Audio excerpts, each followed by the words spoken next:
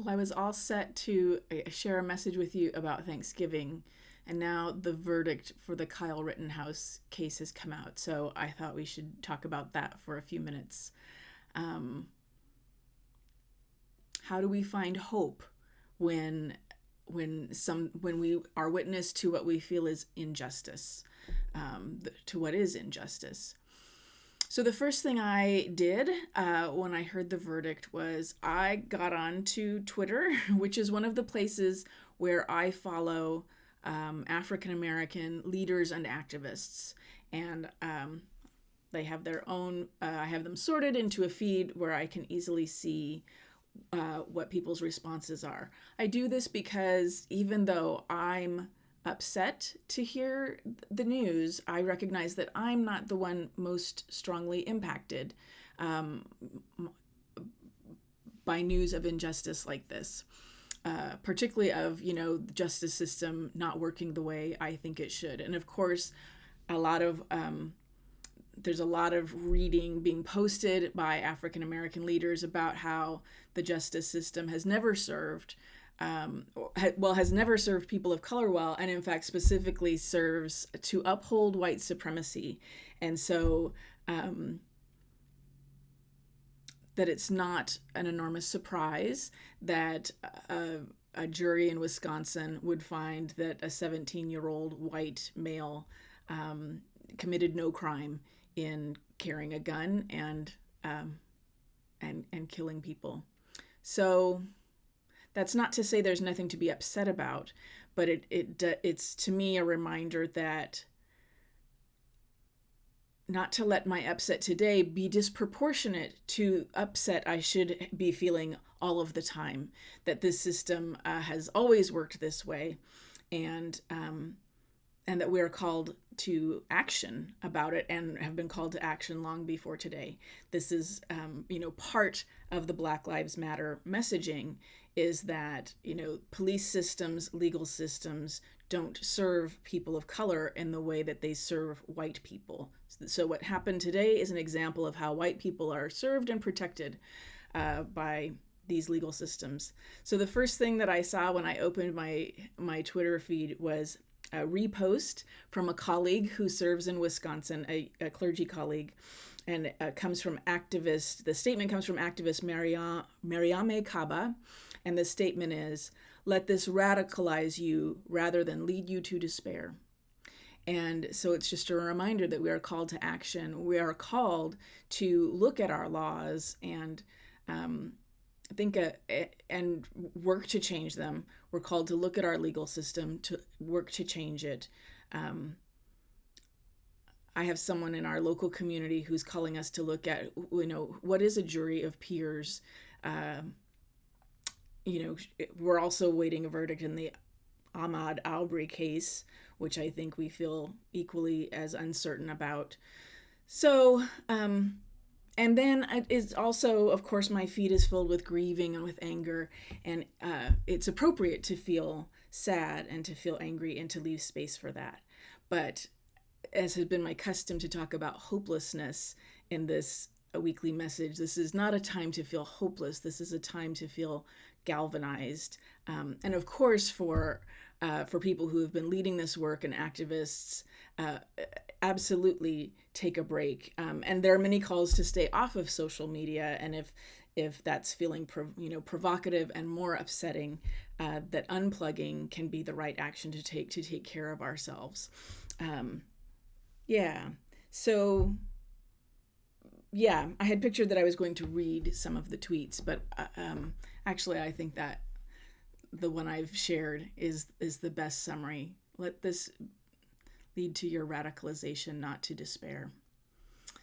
I'm also going to post in the description of the video a link to just some of the legal aspects.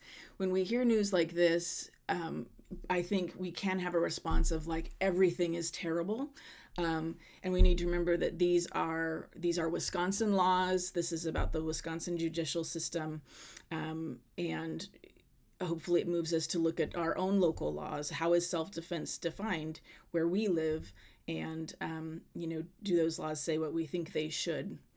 So I'll post that as I said in the description. So, yeah.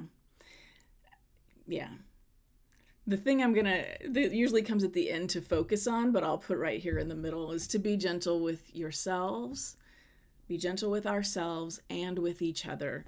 Congregant reminded me this week of that is a comforting message that they remind themselves often.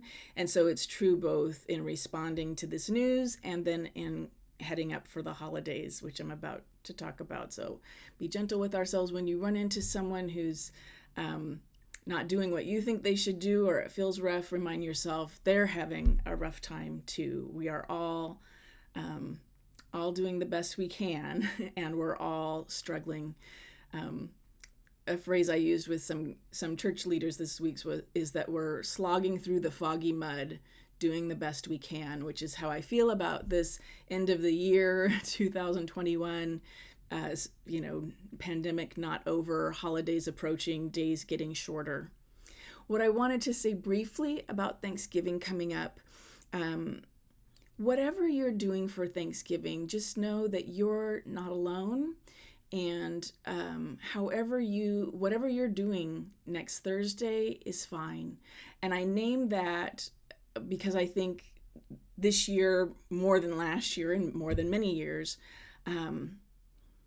we might feel pulled to be with family, but there might be some anxiety about that depending on your family situation, both because of COVID and, regular family stuff.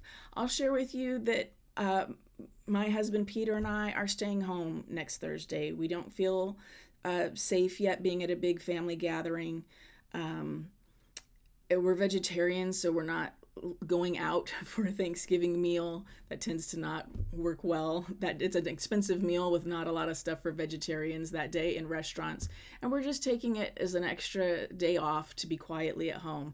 And I share that in hopes that some of you who maybe don't have plans or aren't sure what to do, just know that there's solidarity in that. And if you picture it's a day that everybody is with family or with lots of friends, that's not true. And if you are with family and friends, that's wonderful, and many people doing that as well. If you're traveling, be safe. Plenty of people doing that as well. If you aren't looking forward to the day, if you are feeling lonely, I encourage you to reach out. If you feel like you would like to be with people that day and you don't have plans to, I know it can be really vulnerable to email, even a group of people you know pretty well, but to say, I don't have Thanksgiving plans.